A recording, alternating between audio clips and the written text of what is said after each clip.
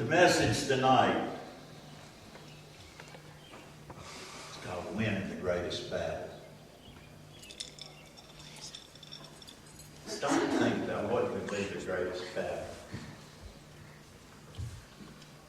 It's with ourselves. It's right here. We fight a bigger battle with ourselves, and I'll guarantee you that everyone in here's been there. You'll fight the battle right with yourself. The biggest fight you ever had in your life is with yourself. There was one leader that possessed both the leadership and self-esteem. That was Jesus.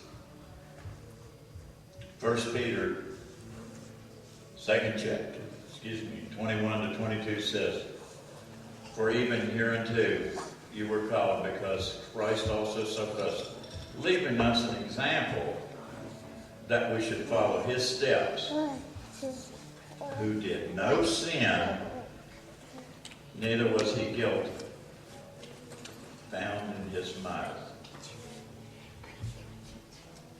We're called to act Christ-like, with no excuses for the circumstances that come around us. You go out here and listen to the excuses. I know what he has to say. Forfeit your self-esteem so that you don't have to put up with other people's problems. You just kind of give in. Well, yeah, I've been hurt just like other people. I've had my pride hurt. I've had my feelings hurt. Somebody said something about me or what have you. Sometimes you get out here and you say something back, and the first thing you know, you're telling somebody, says, "Oh, he did such and such, and he's just so-and-so." First thing you know, you're done caught up in the gossip trap. You're pointing fingers that don't need to be pointed, ought not to be pointed.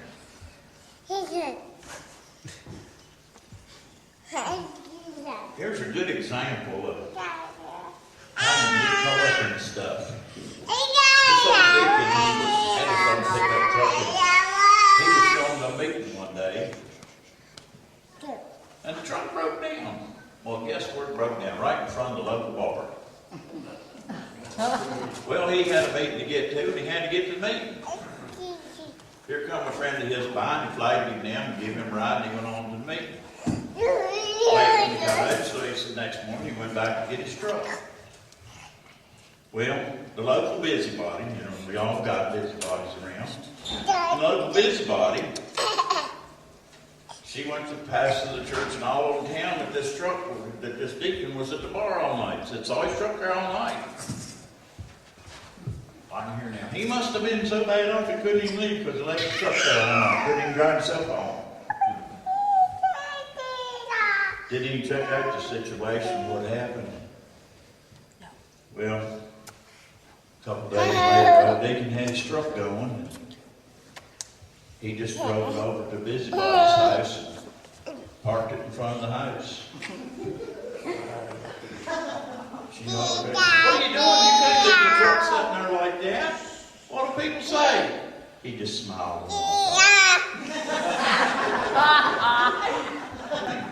That's how it can feel. And you know what causes that self-esteem to do that kind of things? Somebody feels little. Somebody don't have enough pride about themselves that they want to make something sound important. The best they can do is say, "Hey, let me tell you the gossip. Brother Jones had his truck sat down the bar all night. Know what he was doing." Now they feel important because they got a mission. They get this information that nobody else had. So now they can raise their self-esteem and seem important. Might be the only thing that they feel like that they get to do all week that sounds important. But to tell them something that's not true, but it builds them up because they got something important to say. Or at least they think it's important.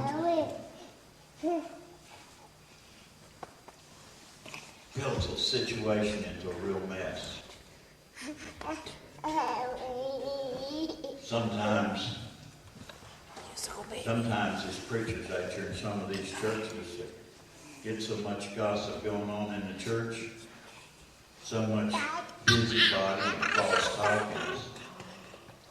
Preacher don't get to really preach to the word and get out what people want to hear and learn because he's too busy putting out fires. Just because self-esteem is so low.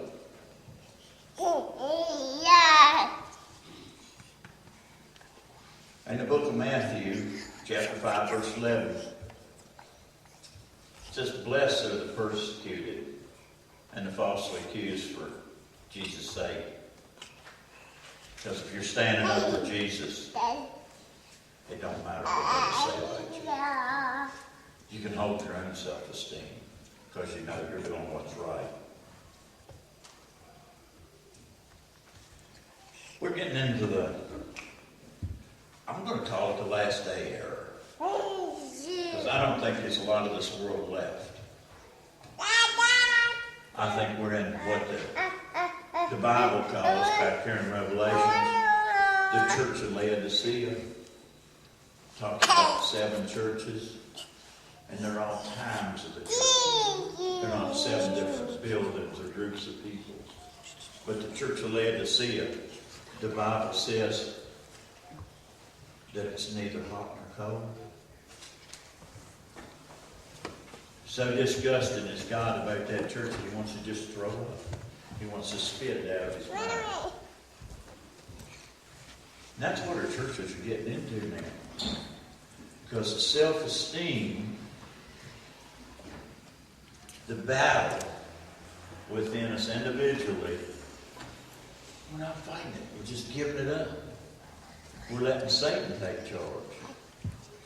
We're not standing the ground that God intended us to stand.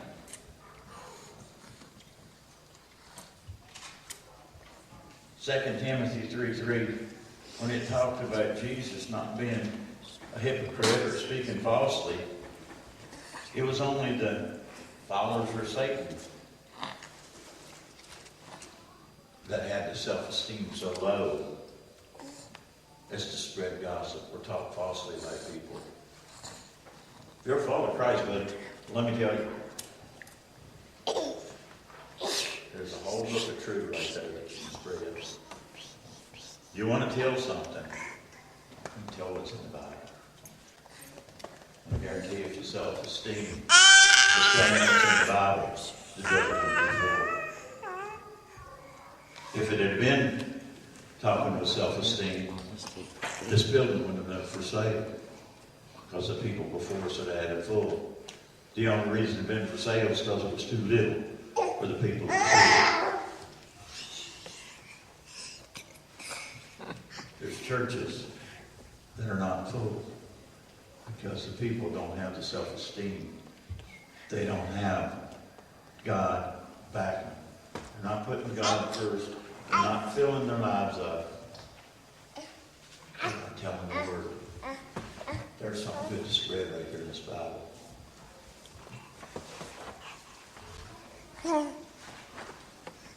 First Peter talks about a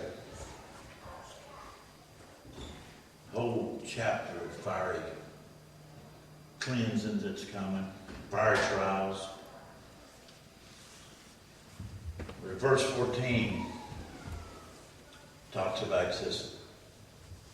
If you're reproached for the name of Christ, happy are you. For the Spirit of glory and God rests upon you. On their part, he is evil spoken of, but on your part, he's glorified. The lost. That's the folks that don't know Jesus. They're the one that reproaches God.